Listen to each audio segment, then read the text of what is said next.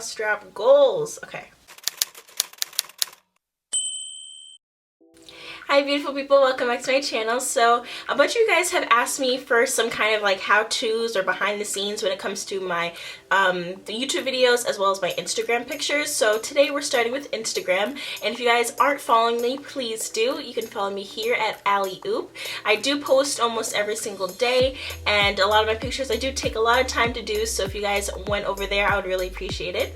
And I want to pretty much show you guys how I do everything. It's nothing too complicated. I do use a couple of apps, so let's get started. Location is such an important part of taking your pictures, so I like to take mine by this kind of sliding door by my backyard.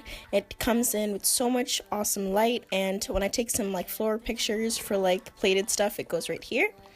And so also is this area in the beginning of my house. It has this really huge window, if you guys can see, and it lets in so much light, so I usually get really awesome pictures in this little corner right here. And if I walk a little bit further, I usually take some in this area as well, but if I want to, I can take it in the front door area because we have one of those, you know, like second doors. So I usually just let the light in this way and then take a picture like that. For camera, I honestly just use my cell phone. I have the iPhone 6s. It comes in such good handy because I can edit it right there and upload it right to Instagram whenever I'm finished. So guys, I have to be honest, I almost have really no technique when I take my pictures. I honestly just, you know, sit in different directions and, you know, move around and kind of move my phone like up and down, side to side, whatever it is, just to get the good picture. And I always do it horizontally as well. And then when I'm doing like my more fancy plated pictures, I'll use just like a regular cutting board like this and some napkins, and I'll just kind of set it up the way that I want it. It's nothing too textbook, but I kind of just like aesthetically trying to make it look as good as possible. And then whenever I'm ready, I'll go ahead and take my phone out and I'll start taking those horizontal pictures as well.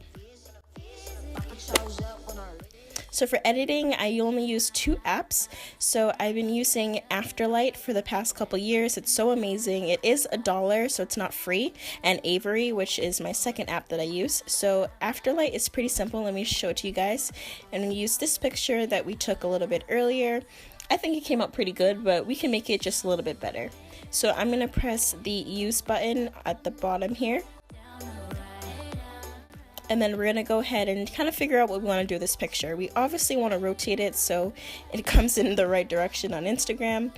And then we're going to kind of figure out what else we want to do. Mostly I like to, you know, brighten it up a little bit. So I use the brightness and make it just a little bit better. And that looks about good. And then after that, I actually like to, you know, bring the contrast back because it's just going to really make the colors pop and then have every single detail kind of come together. Then I'll go ahead and maybe just add a little bit more saturation back, because especially if I have fruit, I really want it to stand out and have all those vibrant colors come through. So I just add a little bit more saturation. And then to finish it off, I always like to sharpen it. So there's a sharpen tool right at the end here, and I like to just add a little bit more sharpness because sometimes brightening up kind of takes a lot of the lines out of the food. So that's usually what I do, and there's so many other things that you can do with it. I almost never use any of the other features, but if I do, I'll probably use like shadows or something. And then to finish off my picture, I like to go to the crop tool if I need to, and then I'll finish off with my border. So I use the same border every single time. It's this one in the middle. And what's awesome about it is you can zoom into your picture or zoom, you can't zoom out, sorry. You can zoom into your picture to kind of make it fit the way that you want it to, but like this works for me. So I just added the check mark, and this is my final picture. So I'm gonna go ahead and click the done button right there. And then you can share it to Instagram right from this app, but I just like to save it to my phone. It's a lot easier that way. And the next app is Aviary, and to be honest guys, I only use this app for one thing and one thing only.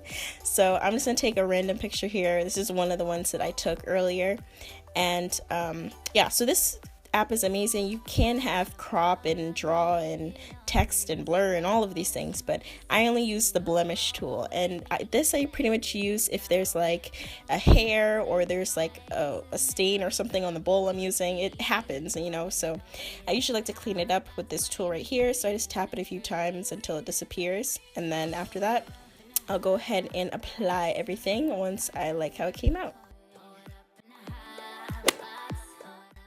And for hashtags, I have everything listed out in my notes, and this comes such in handy. So I have one for kind of veganism that's laid out all over here, and I have one for my hair kind of pictures, so I have like natural hair tags. I have one for my photography, if it's just a general, you know, really nice picture. I have one for my gym stuff, so like working out, cycling that I like to do, and I have one for work, please ignore that. And then I have everything kind of mashed all together, all the categories, because some pictures kind of lay in that area. And at the bottom here, I have my Instagram kind of title thing right there. So then whenever I want to add it to a picture, I pretty much just copy and paste it into the comments of my picture. I actually used to do it into the caption area, but it kind of looks a little tacky, so I ended up stopped doing that.